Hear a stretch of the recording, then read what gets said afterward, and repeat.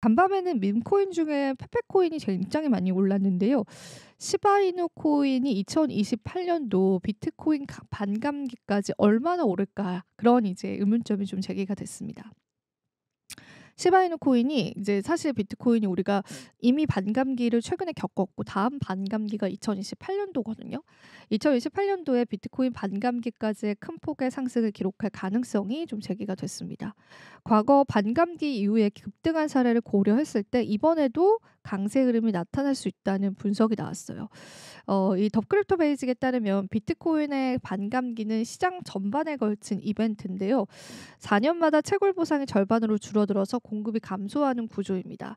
그래서 비트코인 강세를 보이면 알트코인도 동반 상승을 한다. 근데 이제 시바이누가 다음 이제 반감기 때 크게 오를 것이다. 이런 이야기가 나왔는데 저는 이제 이 기사를 가지고 오긴 했지만 이거를 완전히 동의를 하진 않습니다. 왜냐하면은 사실 우리가 지금도 반감기 사이클 안에 있어요. 근데 이게 시장이 반감기에서 이제 상승하겠다고 예상했던 폭이 있는데 거기까지 가는데 변수가 생겼어요. 지금은 트럼프라는 변수가 생겨서 그 반감기 시즌을 좀 앞당겼다는 이야기가 시장에 나옵니다. 그래서 우리가 보통 시장을 예측할 때는 이전 패턴을 많이 참고를 하잖아요. 근데 뭐 암호화폐 시장은 20년도 되지 않은 신흥 시장이다 보니까 데이터가 많지 않습니다. 그래서 시장의 변수에 관한 데이터적인 공부가 좀 덜 돼 있는 시장이에요. 그러니까 그럴 수밖에 없는 시장이에요.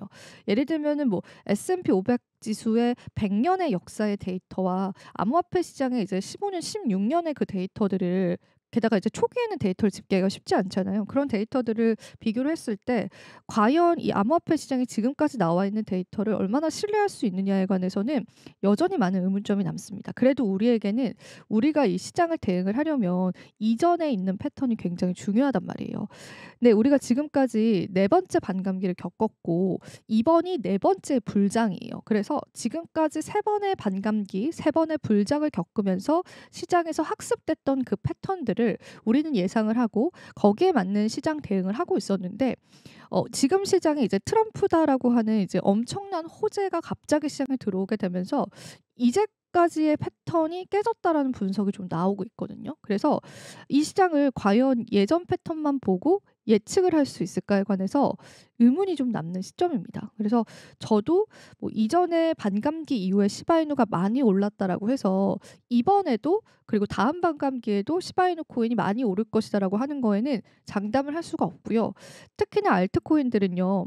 그 불장 때마다의 트렌드가 있습니다. 그래서 그 불장 때 주목받았던 알트코인이 있는데 다음 불장이 되면은 그 대상이 바뀌기는 해요. 물론 이제 주요 알트코인 쪽에는 수급이 계속 오지만 그래서 그런 면에서 봤었을 때도 아마 이 알트코인에 관한 어떤 트렌드가 변화하게 되면요. 그 부분에 따라서 이제 또 전략을 다르게 가져가 봐야 된다고 생각을 합니다. 그래서 지금도 여러분들이 시가총액 보시면 아시겠지만 파이콘이 또 급격하게 올라와 주고 있잖아요. 그리고 예전 같았으면 이더리움이 크게 상승을 해주면서 알트코인의 시즌을 알리는 폭죽 같은 모습을 보여줬어야 됐는데 그런 펌핑도 없는 상황이기 때문에 지금 시장은 우리가 이제 또 다른 데이터로서 접근을 해야 될 것 같고 아직까지도 암호화폐 시장은 그 데이터들을 축적해가는 단계라고 생각이 듭니다. 물론 모든 금융시장은 다 감당할 수 없는 그런 시장이긴 하지만 그래도 암호화폐 시장은 20년 채 되지 않은 아직까지는 신흥 시장이다 보니까 과연 우리가 이전의 패턴에만 무조건 매몰돼서 그 패턴을 그대로 대입시켜서 시장을 대응하는 게 맞는 것일까? 그런 의문점이 드는 시점입니다. 여러분들도 이 의견에 대해서 다양한 의견 남겨주시면 좋겠습니다.